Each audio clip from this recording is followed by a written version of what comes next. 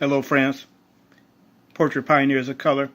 We have a map that was made in the year 1588. It was produced by a man named Livio Senato. He was a cosmographer in Venice, Italy in the 1500s. He and his brother Giulio, they had planned a massive comprehensive atlas of the maps and descriptions of the whole world, which he believed would be more accurate than any previously published. Unfortunately, Livio died in 1576, having only completed 12 maps. But guess where those 12 maps were that he completed?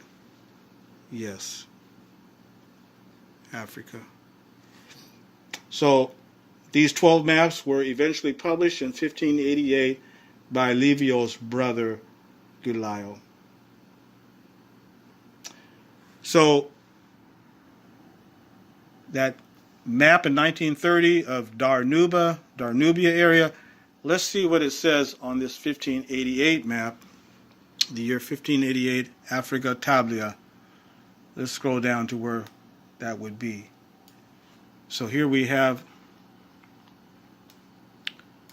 let's point out some of the areas here. This is written in Latin, as you can see, by the way. So here we see the Jalufa, the land of the Jalus or the Walus. We have Guinea as well. We have the Mandinga of West Africa. We recognize those on our modern maps. We have Nigeria. So we recognize that on our modern day maps. Nigeria.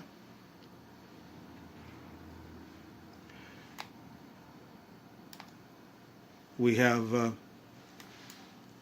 Benin, and this is in Latin, Benin's reign, or their kingdom of Benin. But now let's go over to this area that was called Danuba, right in this area here.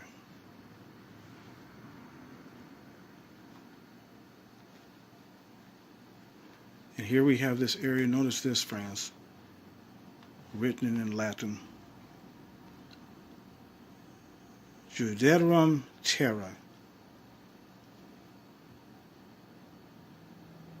So what does this mean? Let's translate that. For those who are still out there who still do not believe that there could have been African Jews, there could not have been black Jews, it was impossible. They were just told this, or they were converts. They had no connection to the 12 tribes of Israel and Palestine. Friends, let's translate this. Let's go over to Google and let's translate that name. And we know it was spelled Juderum,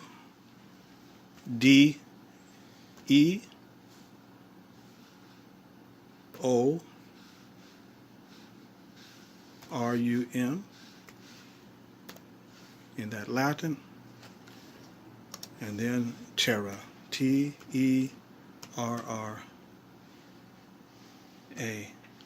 Look what it says. There's the Latin, there's the English. That's what this means, the land of the Jews. What's up, family? This is your man, not your boy, Go Black to Africa. Hey, I want to share a video with you all from a YouTube channel called The Portrait Pioneers of Color, Tours, and Other History. This young man here has done a great job in different videos that he is sharing the truth about we being the Jews and how the Israelites have come across through to the western of Africa that there is more information that's to be shared that you can add to your library of information. Check this video out, and I'll be back. Hello, family. Hey, if you know anybody out there who is still not sure about black Jews in West Africa, please share this video with them. So first off, we have a map that was made by Alan H. Godby. This map, 1930. And it's a map here that's talking about the Yemen Jews, Falashas, Berber, Moorish, and Negro Jews, all in the continent of Africa. He has them listed here. But notice this, friends. He mentions here about the Jewish kingdom of Ghana. Let me blow this up for you. The Jewish kingdom of Ghana. Now, this was taken from a map in 1930. Talking about the Jewish kingdom of Ghana by white Libyans. And when they say white Libyans, that means that they were light-skinned compared to the darker-skinned Africans in that area. Well, we're going to get a little bit more into this Jewish kingdom of Ghana. Let me share this with you. There's some more information that's been written about this in a book here called The Affairs of West Africa by Edmond de Morel, written in 1902. 1902, The Affairs of West Africa. Let me share some information with you. So in this book, we go over to page 130. This is chapter 16. The Fulani in West African History. It says here, the earliest mention we have of an empire existing in West Africa is contained in the Tarak, a history of the Western Sudan written in the 17th century. The empire was the Empire of Ghana, so called from its capital, Ghana, which has been identified with Walata or Beirut. The spread of the empire was enormous and extended to the Atlantic, embracing the valleys of the Senegal and the Gambia. Ghana was situate in the central province of the empire by name Bagena, the modern Bekunu, according to the Commandant Biger. The Tarak states that 22 kings had reigned in Ghana prior to the Hijra. Barth approximated the foundation of Ghana to 300 AD. It was attacked and defeated in the 8th century. This is according to the historian Leo Africanus, the writer of Cosmography and Geography of Africa that he wrote in the year 1526.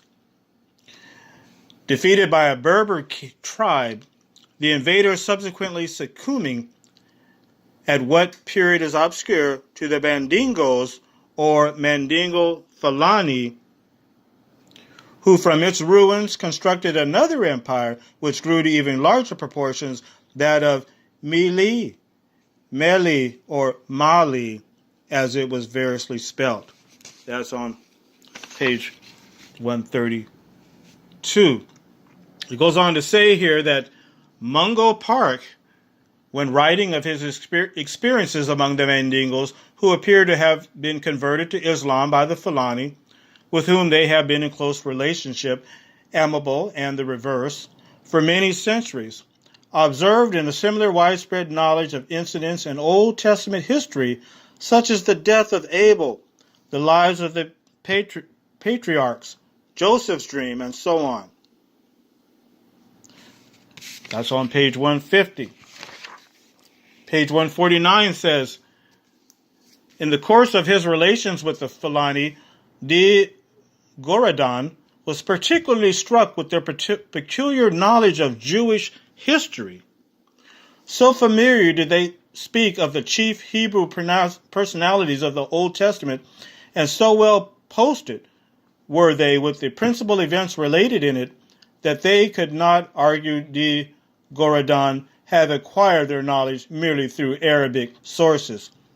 They refer to those times as though dealing with their own national records. Moses and Abraham might have been individuals of the same race as themselves. In the oral legends, Moses plays a very important part, and although certain passages of the scriptures are transformed or rather assimilated, they have so intense a biblical and Hebraic tone as to exclude all Arabic influence. It continues. De Gordion's conclusions are best given in his own words. It would seem as if the Puls, Fulani, if they themselves did not profess the Jewish faith, which I would rather be disposed to affirm than deny, were at least in permanent contact with the Jewish people in remote times, and that influenced at one time or another by the Israelites. They received Old Testament legends directly from them. That's on page 159 of the book, The Affairs of West Africa. But let's go back to the book, The Lost Tribes of Myth by Alan B. Godfrey. In his chapter here, Berber, Moorish, and Negro Jews, page 245, he says here, let me blow it up for you. He talks about the Yoruba Jews. These Yoruba Jews claim that their ancestors were driven from oasis to oasis by Muslim persecution and not finding rest even when they were reached Timbuktu. It suggests that these ancestors may have been of the Dagaratuns still scattered along the trade routes west of Timbuktu, or of the vanished Jewish kingdom of Kanuri, or of the later trading colony of Landland. At present, they number about 2,000 people in 20 little villages and call themselves by the Hebrew name B'nai Ephraim. They have copies of portions of the Torah kept in a most holy place.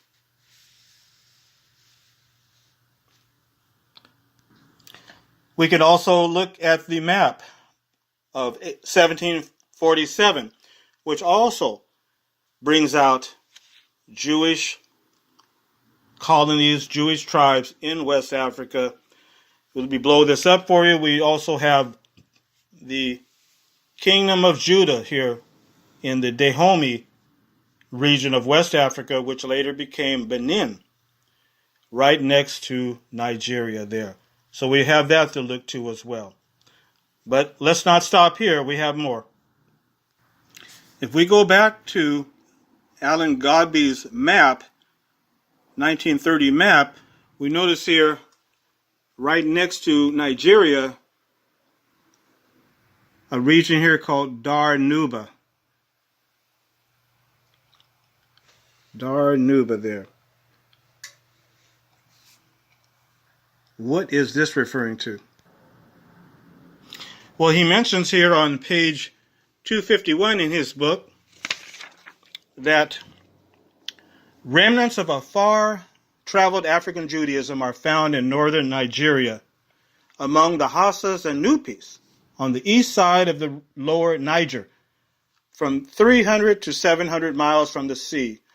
The survivals are of peculiar interest because they did not reach that region from Berber, North Africa, nor through the contact of European Judaism with the West Coast. They are due to the great expansion of the Nuba or Nubian Empire in Byzantine times. As we saw in the case of Abyssinia, Christianity in Nubia was grafted upon a local Judaism centuries old. Centuries old. What did this area look like 500 350 years ago prior. Well, look at this map in 1588, the Africa Tablia. In this map, we have the Wolof, we have the Mandingo, we have the Benin. But then look right over here, and this is written in Latin. Let's translate this. Written in Latin, there we have it. So what do you think? Well, not much more to be said than, more information is coming out and you should do a research because it is about who you are. Many people will tell you it don't matter. They'll tell you color don't matter. They tell you we're all the children of God. But why is it now because we have now found the truth and the truth is being shared, it don't matter? Go to my website, goblack2africa.com. Check out the tours that are being posted, as well as doing consultations for you, those who are interested in traveling in Africa, finding out which country maybe that you might find interesting, how to prepare to travel internationally. Doesn't matter where you're going, whether we're talking about business, whether we're talking about finances, whether we're talking about any topic of discussions that I have that are a plethora of information on my YouTube channel. Please set up a consultation.